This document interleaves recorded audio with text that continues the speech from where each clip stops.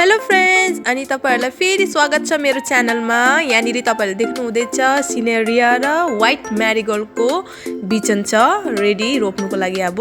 अनि यता छ पिटुनिया र व्हाइट मैरीगोल्डको बिजन। यो चाहिँ यहाँबाट हैन जलपाइगुडीबाट ल्याउनु भएको छ भाउजूले। अब यसलाई रोप्ने गर्नु आटेको हामीले रोप्ने काम। सो हेर्नुहोस्, हामीले जुनै पनि फुल रोप्दा फेरि चाहिँ मल पुरा चाहिन्छ, त्यही कारण हाम्रोमा मल सकेको थियो। अन्त यो भर्मी कम्पोस्ट अर्डर गरेको थियो, आइपुग्यो। पहिला नि यस्तो प्याकेट थियो, फेरि सकेर यो ल्याएको फेरि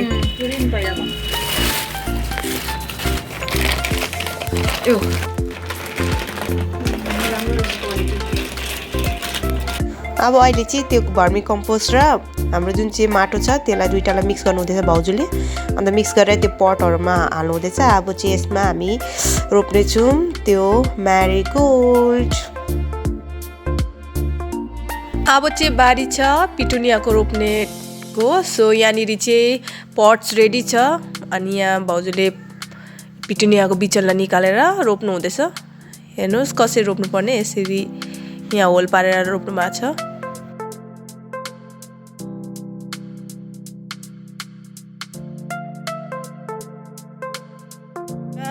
अहिले चाहिँ छ मेरो हातमा यहाँ हाम्रो ह्याङ्गिङ पट्स फेरि अर्डर गर्नु भएको थियो भाउजूले, हैन आइपुग्यो।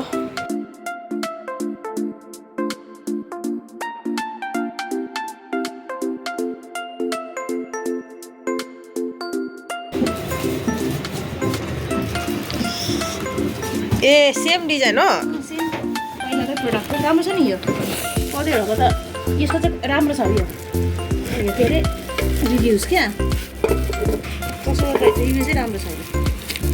टङ्ग्री हेर त अघि म त्यतिखेर कलर पनि एउटै यस्तै पनि हुँदो रहेछ कि यो।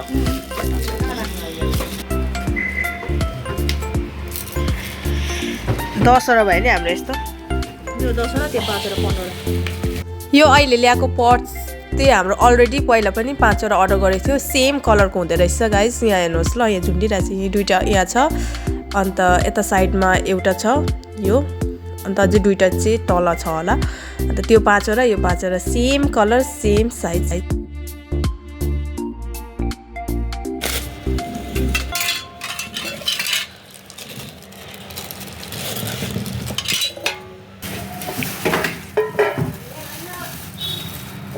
एउटै हो साइज,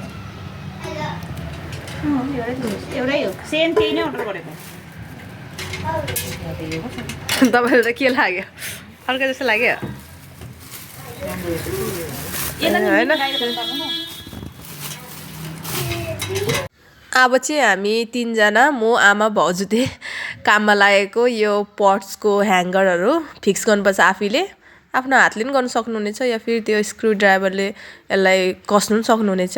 यहाँ हामीले त हातले नै गरेको छु। यसरी प्याकेटमा अलग्गै यसको त्यो नट बोल्टहरू आउँछ, नट्सहरू, अनि हामीले आफै नै यसरी यसलाई फिक्स गर्नुपर्छ।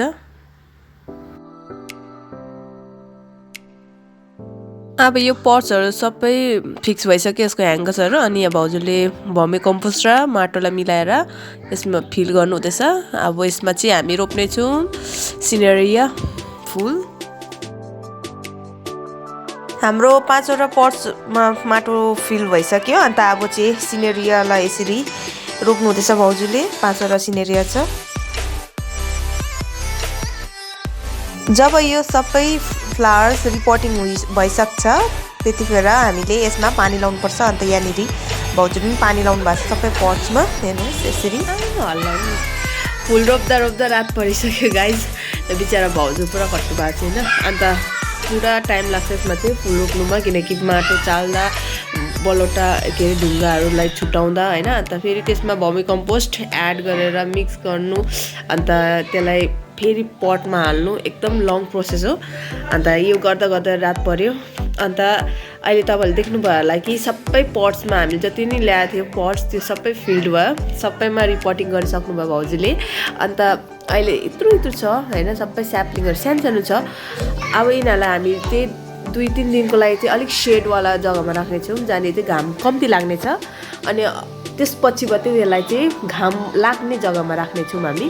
अन्त अब तपाईहरुलाई म पछि देखाउने छु नेक्स्ट भ्लगमा अब नेक्स्ट भ्लगमा कि कत्रो इम्प्रुभमेन्ट भयो हाम्रो प्लान्टको हैन फ्लावर प्लान्टको अन्त कतिले फुल पनि दिन सक्ला तबसम्म हैन फुल खिल्ला त्यो पनि देखाउने छु होप सो आजको यो भ्लग तपाईहरुलाई मन पर्ने छ जो चाहिँ फ्लावर लभर्सहरु छ जसलाई घरमा सानो गार्डनिङ गर्नु मन लाग्छ तपाईहरुले यो भ्लग हेर्नु सक्नुहुनेछ अनि तपाईहरु पनि तपाईहरुको गार्डनलाई बाल्कनीलाई यसरी सजाउन सक्नुहुनेछ अनि अहिले त हाम्रो बाल्कनी ड्याम्मै भइरहेछ सबैतिर एकदम यतापट्टि प्लान्ट यतापट्टि फ्लावर सबै जग्गै छैन राख्नुको लागि अन्त होप सो तपाईलाई यो भ्लग पनि